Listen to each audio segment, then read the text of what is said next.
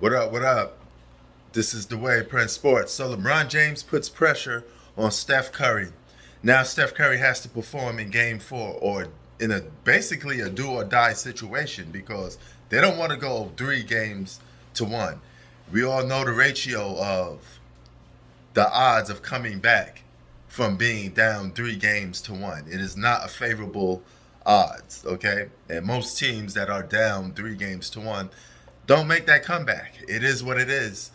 So I'm going to say this: LeBron's approach towards Game 3 was something that unique to me.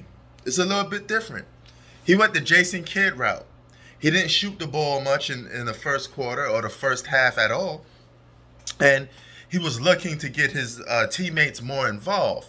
And that's something the luxury of a player that has a lot of talent around him can do. So this goes to prove to you, whether they win or lose, that LeBron has more than enough talent to win because the guy don't even have to take a much of a shot and his teammates still could carry and, you know, either get the lead or keep the game intact. So that shows a lot right there that he has more than enough talent to win. Arguably one of the most luckiest superstars in terms of being able to play with the most talent in modern NBA history. I don't think nobody has that luxury of doing that. Him and Kevin Durant are really lucky that they could switch teams, go from team to team, get multiple all stars or several good, decent role players around them. They had that luxury of doing that. Not too many players have done that. But with that being said, we got to talk about the elephant in the room. And the elephant in the room is whose team is this? AD or LeBron James? So it's pretty much like this. I know there's a small amount of people that feel that this is AD's team and AD is the better player on the team. But we speak in generalization. That's how the world goes. So just because you feel and think something doesn't mean it's projected onto reality for most people.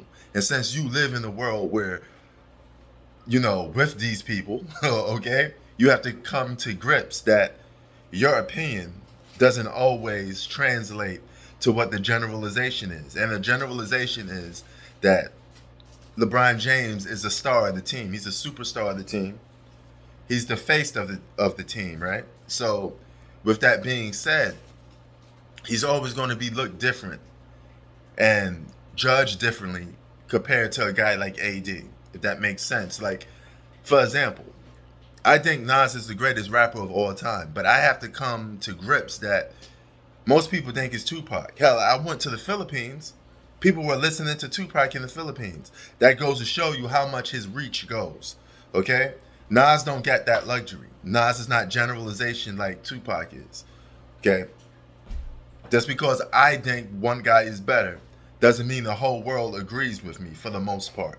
Right? Sometimes your opinion could be the least opinion, the least popular one, so to speak. Right? But you have to realize that it is what it is in that aspect.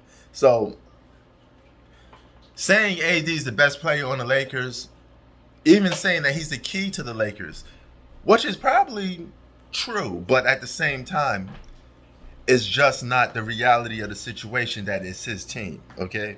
It's always going to be looked upon as LeBron's team, and LeBron is always going to be the guy in the headlines and on the news and on the media as being the guy that's favoritism. Hell, Lakers win, you don't hear nothing about AD.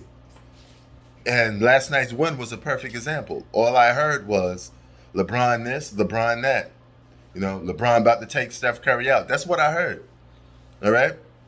So, as much as you sit there and say, oh, I think AD's this, AD's that, it's irrelevant. All right? And I think a lot of these people who say this stuff about AD, they're the first ones to come out to blame him when they lose. So, you can't have it both ways. All right? If he's the best player on the team, then give him credit 90% of the time. All right? And say, hey, this is AD's team. But you don't do that. You give the credit to LeBron. But you only give AD recognition when the Lakers lose. To me, that is highly hypocritical. All right? So if you are one of those small people that in that group that think AD's better than LeBron, well, you should be in the comment section giving AD all the credit in the world instead of LeBron James. It's just as simple as that. But we're going to see what happens in Game 4. It's a do or die situation for the Lakers. Press Sports out. Peace.